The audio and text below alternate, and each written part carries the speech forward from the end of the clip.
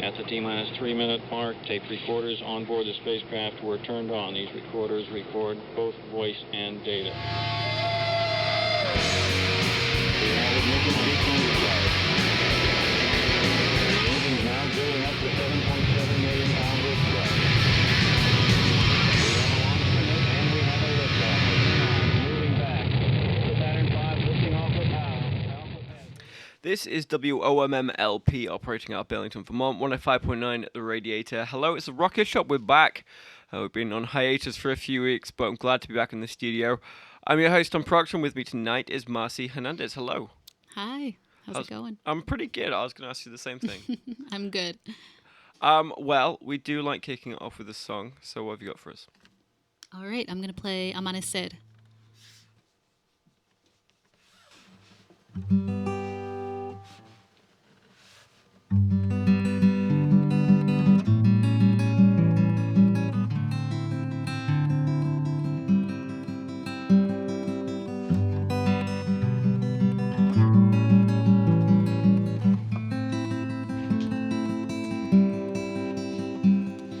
Te veo como un amanecer,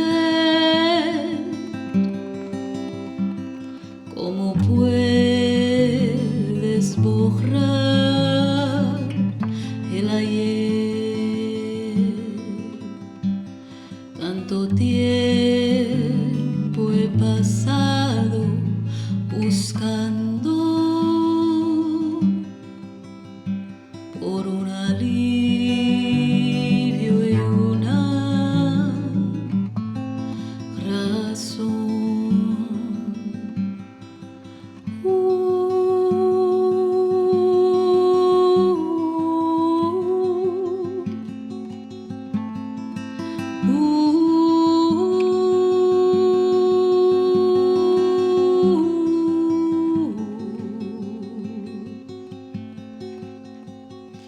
You know I can't really give myself away. Still I'd like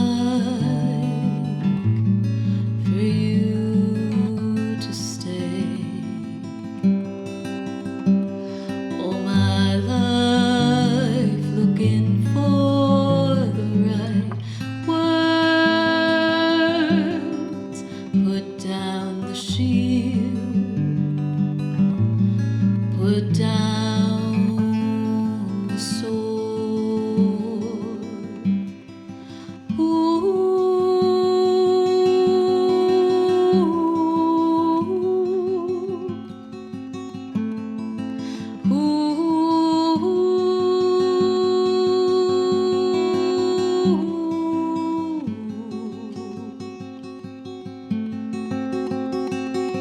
How good could it be if you were willing to see? Paso mis días preguntando quién quieres ser. Toda tu vida atada a un hombre. Quiero saber qué es lo que tengo dentro de mí. Quiero llorar, quiero aprender, quiero reír.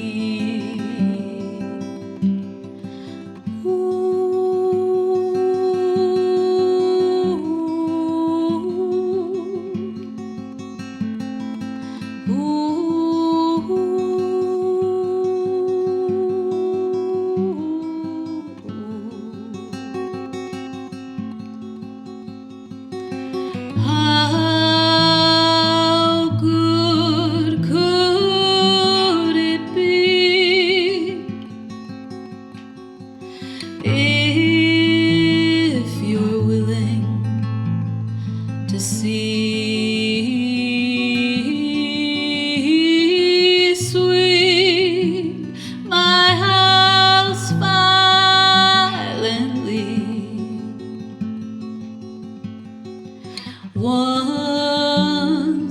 was blind, but now I see. You swept my house violently.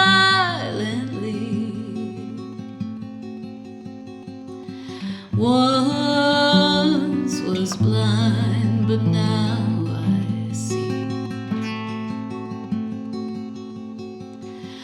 Once was blind, but now I see. Once was blind.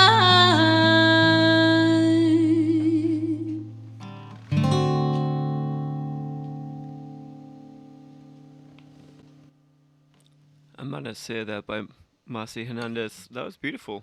Thank you. So I didn't butcher the title there, You did did I? not. Fantastic. My Spanish is awful. But so I'm told that is sunshine in Spanish. Is that correct? Is that sunrise? Sunrise. Sunrise. Definitely some religious overtones there. Once blind, then I see it. What's the general kind of theme of that song? Yeah, that song is kind of about new beginnings. So the idea of a sunrise, of a new day, and came from a time in my life that felt like a new beginning, very much. One chapter ending and another one beginning. And the what's interesting, I think, when we are going through transitions like that is that typically, at least in my life, it seems like you are usually giving something up in order to move on to a new phase. So there's a little bit of that, maybe sorrow or melancholy in that song. I see. Yeah. Something lost. Yeah. I've got to ask, how's the weather been for you this winter? Oh man, this has been a harsh winter for me because, yeah, I'm not a big fan if you haven't heard. Yeah, it is somewhat apparent on one of your tracks. Right. I think this winter has been particularly harsh for a lot of us, just because we've been cloistered inside so much. So I was reading a little bit of your background, and I saw you're a musical therapist. First of all, how did you get into musical therapy? That seems such a niche but beautiful occupation. And then secondly, do you find your work almost creeps into your personal music, or is there any kind of aspects of your work that creep into your personal music? Sure. Yeah. So music therapy is a healthcare profession, and so you can get a college degree in music therapy, and then from there, very similar to physical therapy or occupational therapy, you can you get licensure and take a board certification. And so I became interested in it in my mid-20s, and it was a bit of a second career for me. So it's using the well, music is inherently therapeutic, as we all know, and so music therapists use the elements of music in a strategic way, in a targeted way, to work on specific therapeutic goals. So I think as a songwriter, I've definitely experienced the benefits of songwriting and self-expression on a emotional level, and for me, it's been a source of healing. And so I became interested in being able to use that to help others, because in a sense, when you're performing, you are connecting with others, and I think that there is a lot of healing that can happen in live music, and but with music therapy, you get to do that one-on-one with someone and really connect on a deeper level, I think. So I feel that it's something that I think about a lot, because I do have these dual, it almost feels like two lives sometimes, as a music therapist and then as a performer and a songwriter. So I think they intermingle in that the more I develop as an artist, I think it in a sense makes me a better therapist too. And vice versa. If that makes any sense. Yeah, no, absolutely. Um, so I want to turn the attention now to this new album that's come out. Newish, I believe it came out in November. Is that right? That's right. Yep. Although time is a flat circle these days, so November Yes. is yesterday and it's also tomorrow. Right. You sang the title track, Amanta, just before. But it took quite a while to get this album to eventually kind of be recorded and released. Do you want to take me through the process a little bit? Sure. Yeah. So I recorded the album in Essex with Dan Davin, and it took us a little while. We had the convenience of not having a deadline, so we really took advantage of that and allowed it to. It was kind of casual in a way. It was just sort of like, yeah, we should go track the bass for that one song, and let's try to get a hold of so and so. Like, when can he make it? So it was kind of nice to just have this more of a flowy way of creating it, and that there wasn't this time crunch, and that I need to get this done by a certain time. And then I feel so incredibly fortunate about all of the people that have been on it, and that it just really made it a very special collaborative thing, and allowed the songs to evolve in a way that, I definitely had a vision, but I was just like blown away every time I'd hear the final mix. I'd be like, oh my gosh. Was there any particular artist that took it in a different direction to what you were expecting? Good question. I would say there were some things on Amanecer, like some of the piano parts on Amanecer, I was really surprised with, and at first was like, oh, I don't know about that. And Light a Torch too, there were some the main riff on Light a Torch, Dan came up with that, and the first time I heard it I was like, I don't know, is it because the way I was playing it in shows and with some friends that I typically play with was just a very different vibe. But now I'm like, yeah, that's the riff that should be on that song. And same with Amanecer, the piano parts. I hear them, now all the time, and I'm like, oh, that fits perfectly. So it's a really cool thing when you're able to collaborate, and the things that musicians hear that are able to, yeah. Was it because you were with such established artists that, I don't know, I don't want to put it in a harsh way, but because they're very established musicians, were you more receptive to kind of that feedback, or are you the sort of person, are you kind of a creative sponge, and anyone that kind of throws something at you, you might kind of twist and turn and change based on kind of any suggestion? I think I'm a very open person, and so I'm willing to hear. I think it would be foolish to not be willing to hear people's ideas and to just be like, no, this is the vision I have, and it has to be this way. So I think I'm open, but I think I'm also, I try to be thoughtful about, or intentional about what I'm putting out there. So I wouldn't, I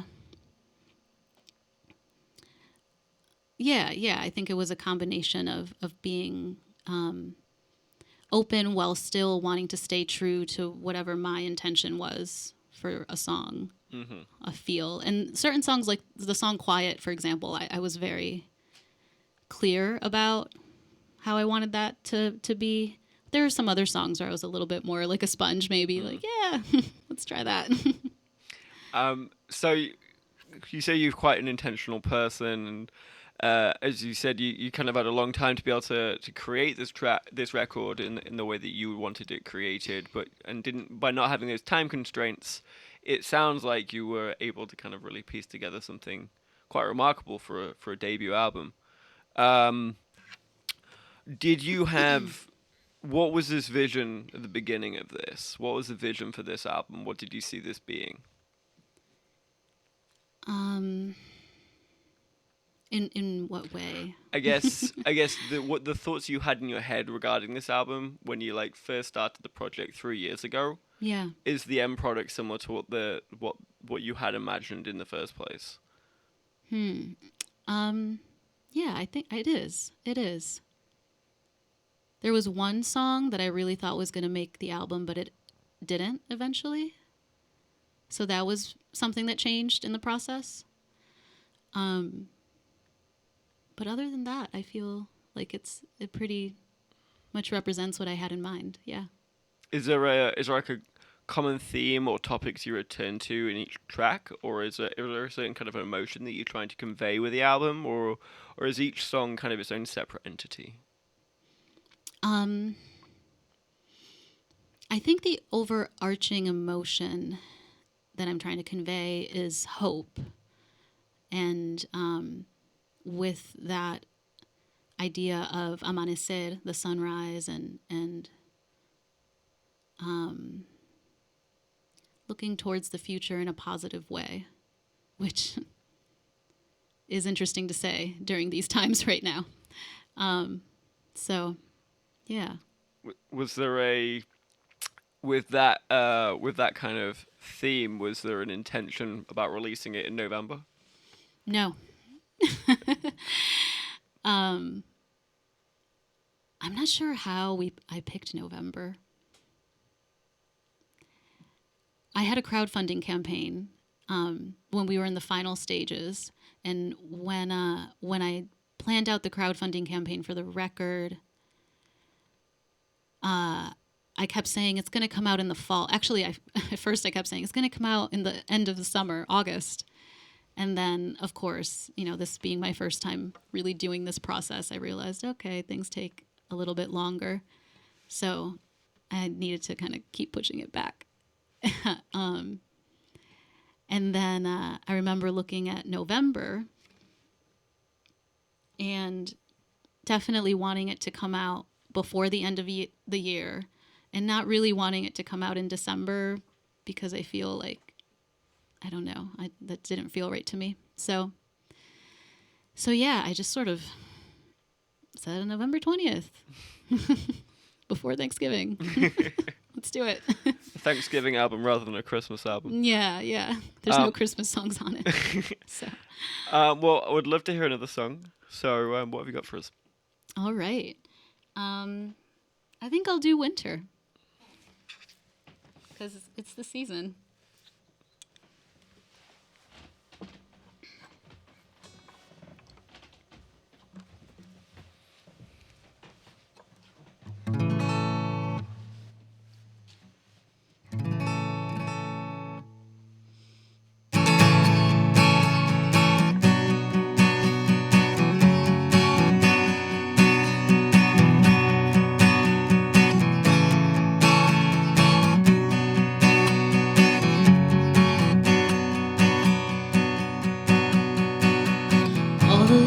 Turning, falling to the ground, and my soul is burning.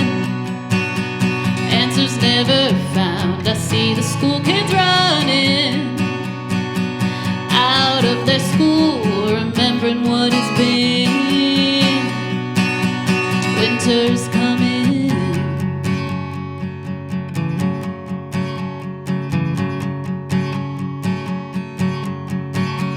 Happiness came like a flood, nothing to hold it back. Now do you feel like one of us? Devils dancing on your back, black and white, no in between. There's no way to live, you wanna be part of the scene. But winter is coming.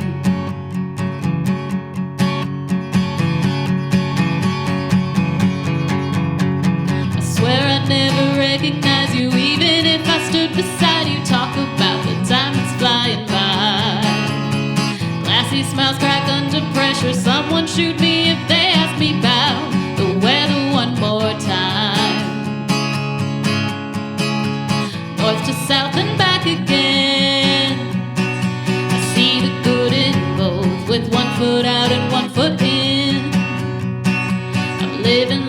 goes when barren branches pierce the sky and the sun is sleeping. I'll take a picture with my eyes, 'cause winter is coming.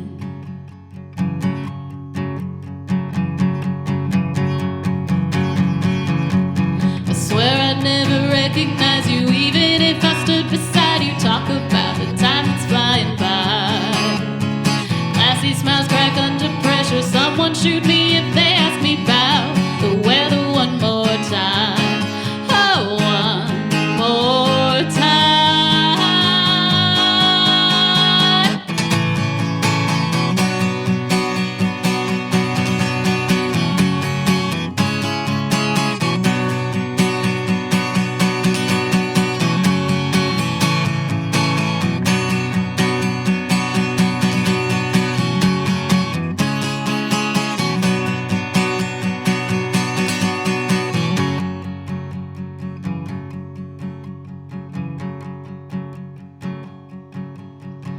When barren branches pierce the sky and the sun is sleeping, I'll take a picture with my eyes. Winter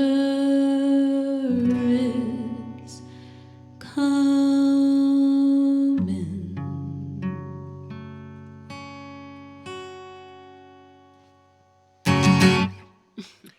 Winter there by Marcie, Hernandez. So, obviously no secret, you're not a big fan of Winter.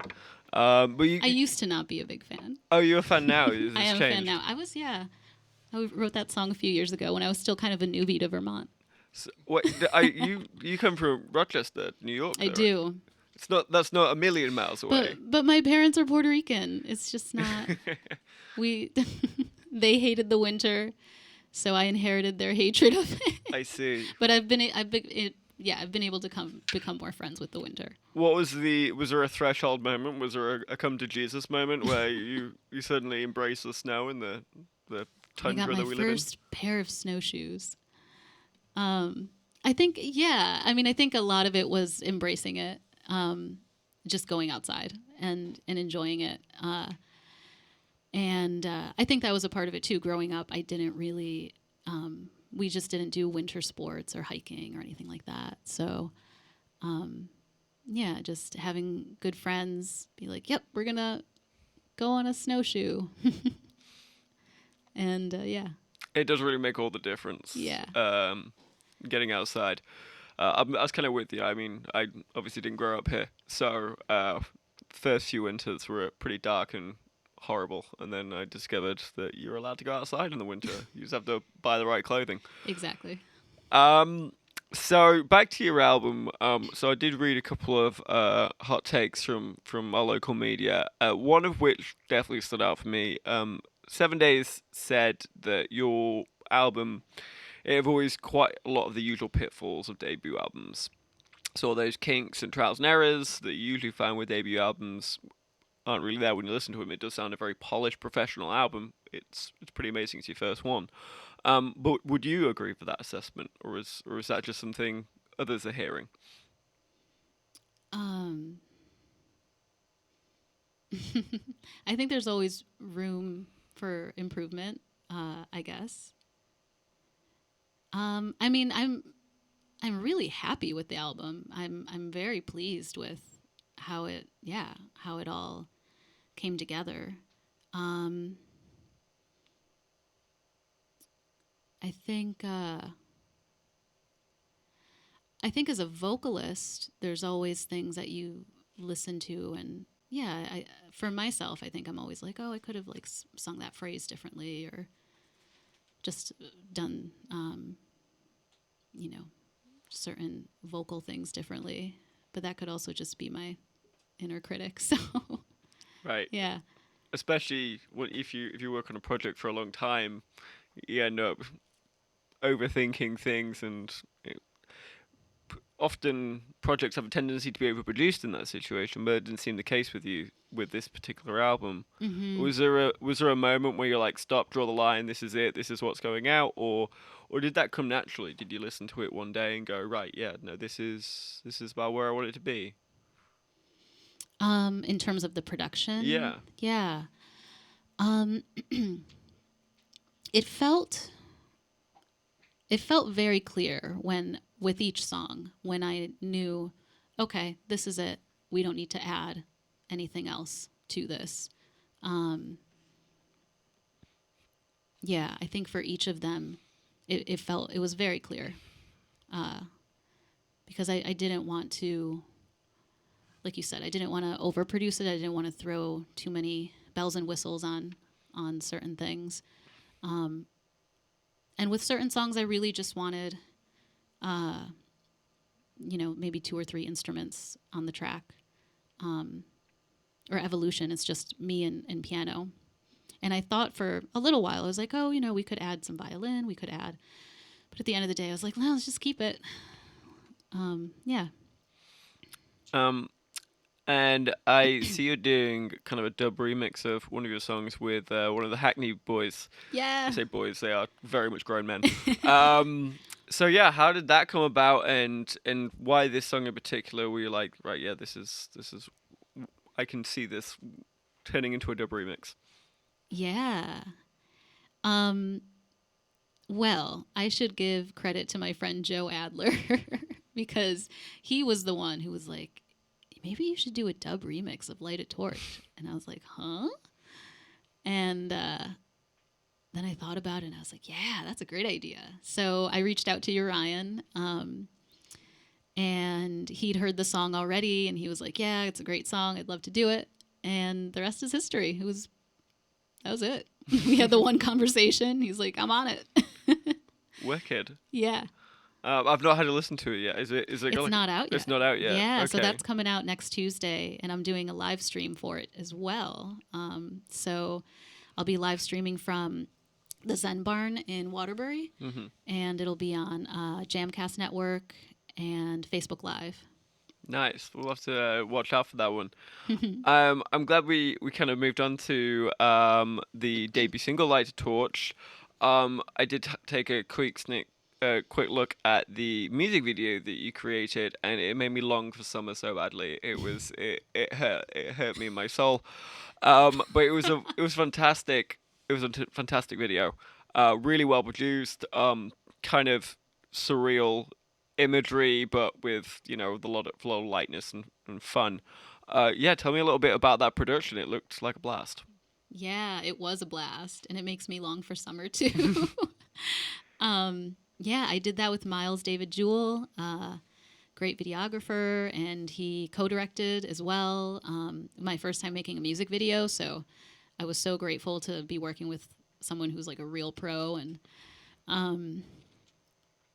And we, I knew that candles would be a big motif for the video, so we talked a lot about that and how we were going to represent this idea of light, and light being representative of hope and sharing, the light that you have with others and things like that. And I wanted it to also capture what that song is about, which is my Puerto Rican heritage, and as well as it touches on the complexities of being biracial, and also the complexities of the relationship between Puerto Rico and the United States. And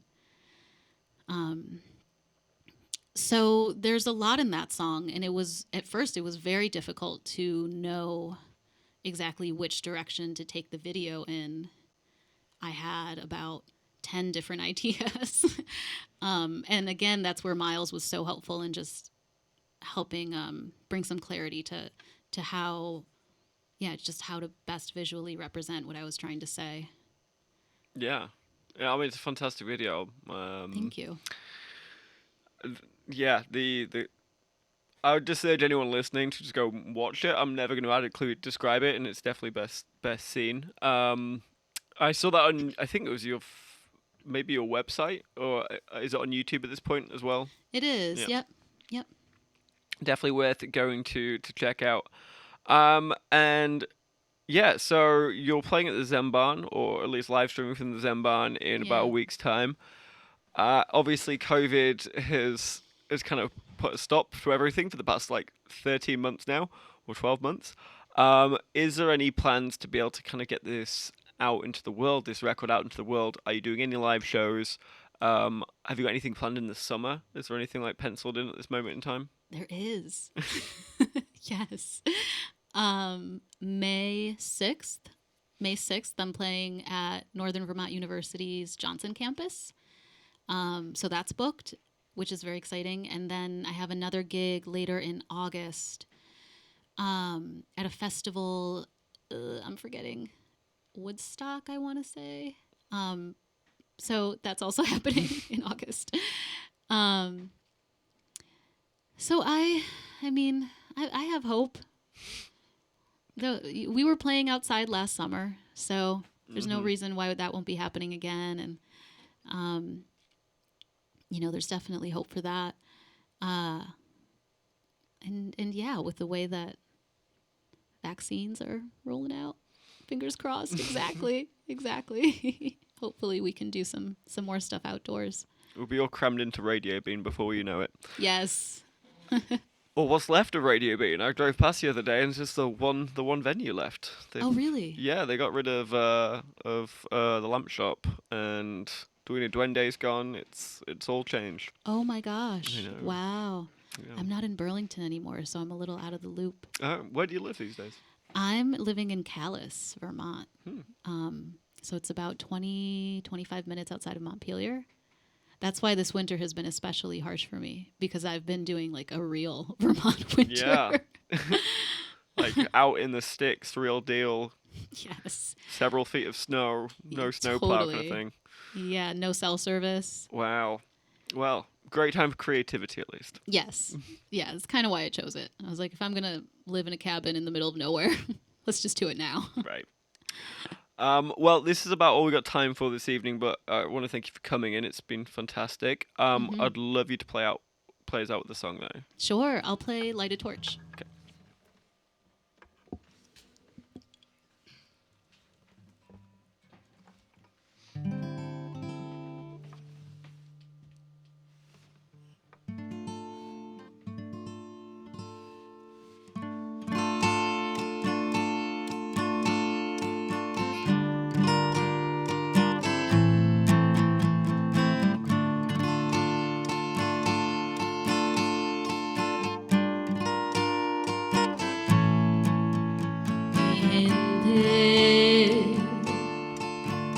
Mi pueblo,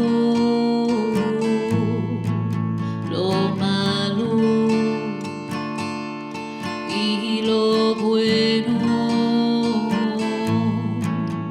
la carga que te han dado es de un mundo embriagado de poder,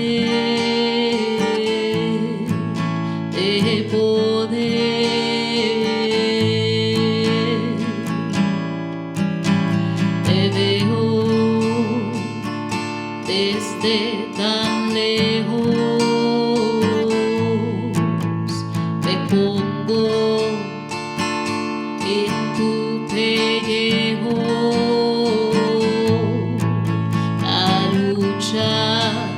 Sí es fuerte, pero yo sé que mi gente sí puede superarse,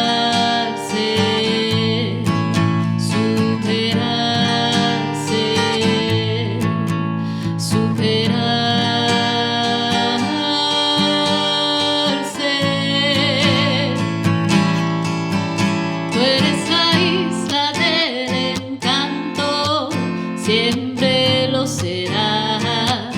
Belleza en tus palmas, te llevo en mi alma. Como la flor del loto que nace en el fango fango. Mi gente seguirá luchando, perseverando. Oh, oh.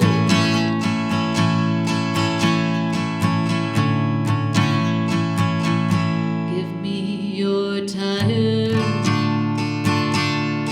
Give me your pour. When you're lost in the dark, I'll light a torch.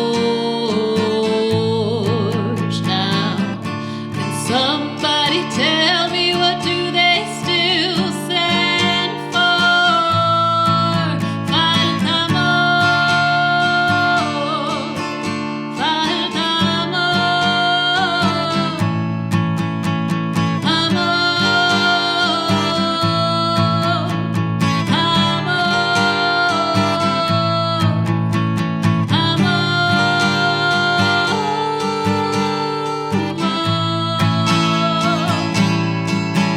Tú eres la isla del encanto, siempre lo serás. Belleza en tus palmas, te llevo en mi alma. Como la flor de loto que nace en el fango, mi gente seguirá luchando, perseverando. Oh, oh, oh,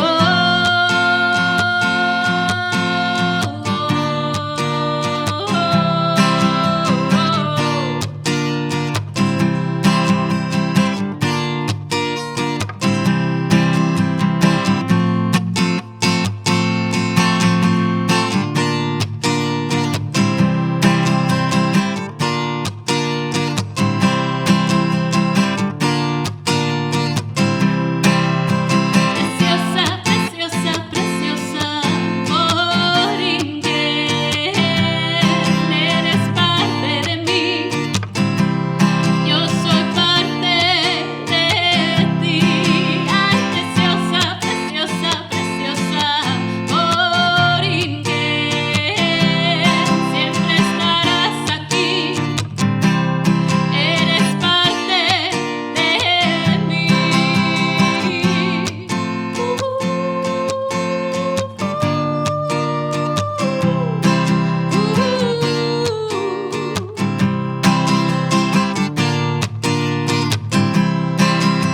Preciosa, preciosa, preciosa.